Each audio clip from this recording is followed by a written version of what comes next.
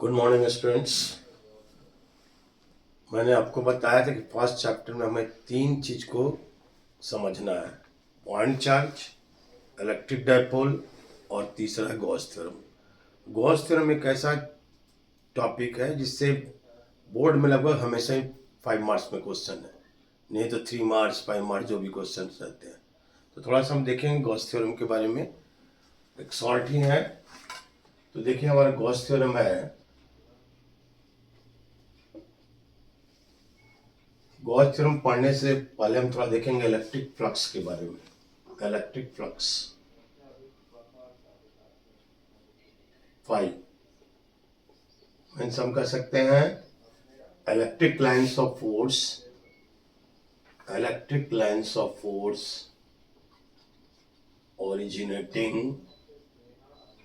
originating normal to the surface, normal to the surface। बच्चे generally लिख देते हैं electric lines of force originating from surface। This word is very important. Electric lines of force are acting normal to the surface। phi is equal to हम कह सकते हैं closed integration of E dot ds। Electric lines of force that is electric field dot माने normal to the surface, ds is the surface. हम इसका unit निकाल सकते हैं। अगर हम यूनिट निकालेंगे तो F बाई क्यू और ds का हो जाएगा मीटर स्क्वायर, फोर्स का होगा न्यूटन, चार्ज का कूलम, मीटर स्क्वायर। तो यूनिट हो गया न्यूटन मीटर स्क्वायर पर coulomb.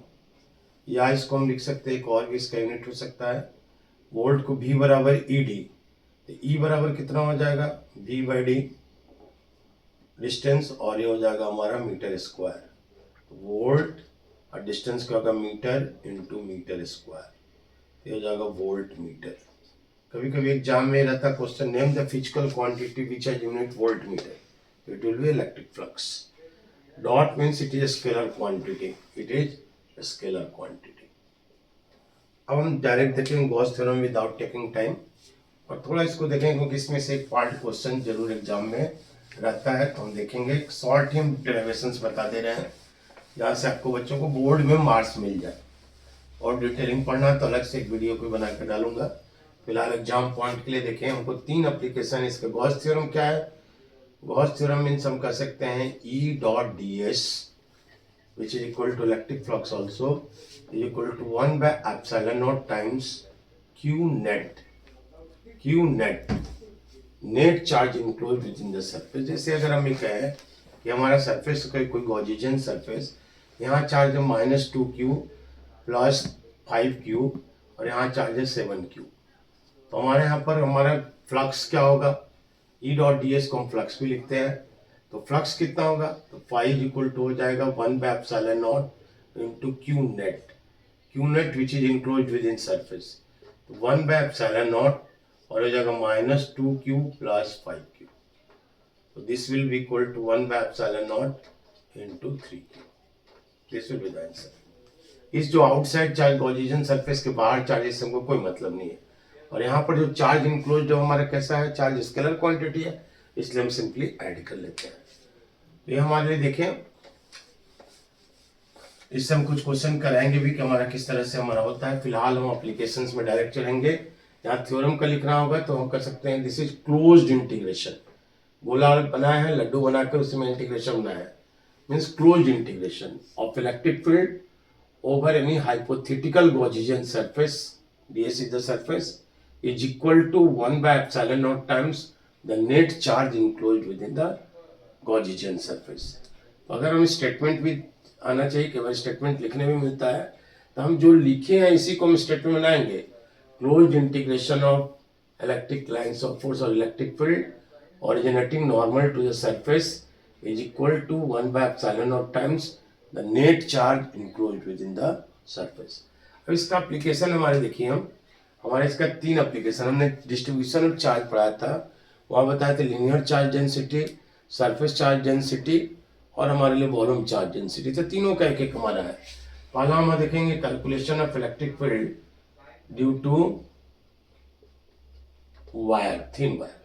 Thin uniform wire, thin uniform wire, ये हमारा वन डायमेंशनल है, इसलिए हाँ लैम्डा की लीनियर चार्ज डेंसिटी होगा। ये हमारा देख लें वायर कैसा होता है, सिलेंड्रिकल टाइप्स। एक हमारा सिलेंड्रिकल हमने बना लिया। Charge always reside on the surface of the conductor, ये हमारा चार्ज है। अब इसके तीन पोर्शन है, दो हमारे इस तरह के पोर्शन है मान लो, फर्स्ट है, एक हमारा लीनियर पोर्शन है सेकंड है, और ये हमारे लिए थर्ड पोर्शन है। हम सभी सरफेस पर देखेंगे यहाँ पर क्या है, प्लस चार्ज है तो इलेक्ट्रिक फील्ड क्या होगा, अवे फ्रॉम द सरफेस, और यहाँ पर इलेक्ट्रिक फील्ड लाइंस। डीएस जो होगा, डीएस हमारे क्या स्केलर क्वांटिटी है। अब इसको वेक्टर बनाएंगे तो कैसे बनाएंगे, यूनिट वेक्टर से मल्टीप्लाई करेंगे, और यूनिट वेक्टर का जो डायरेक्शन होगा वही डायरेक्शन हमारा डीएस का होगा।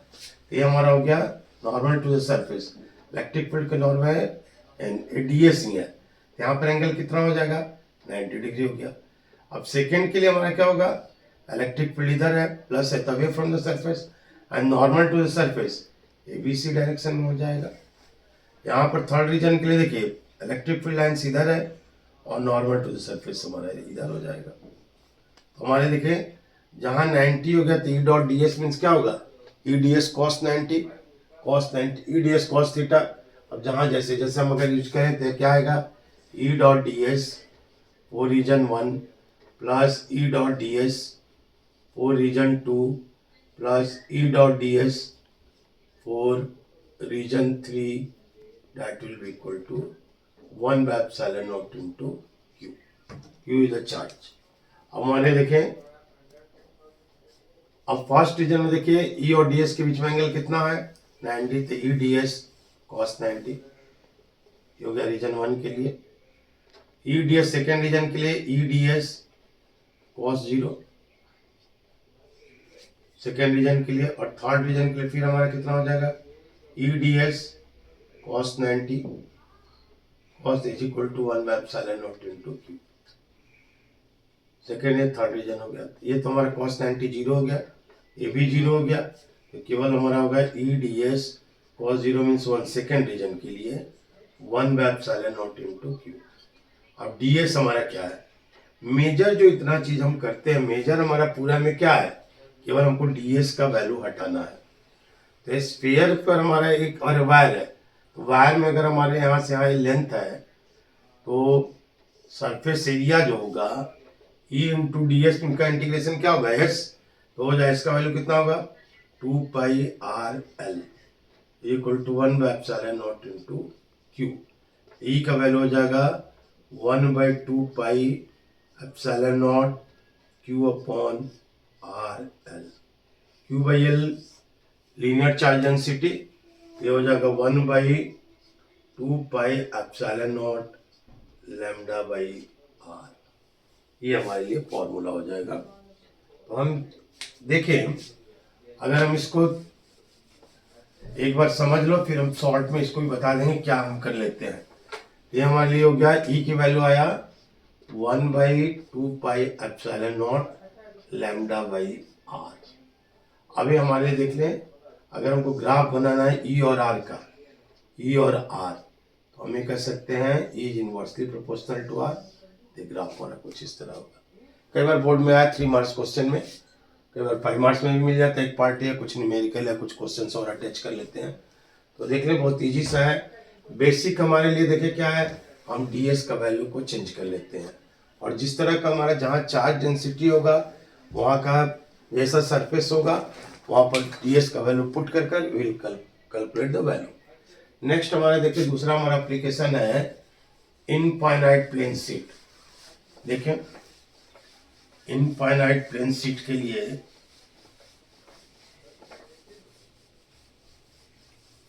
देखें इनफाइनाइट प्लेन शीट, ये हमारा इनफाइनाइट प्लेन शीट अधिक हम ये हमारा कुछ इस तरह बनाएंगे।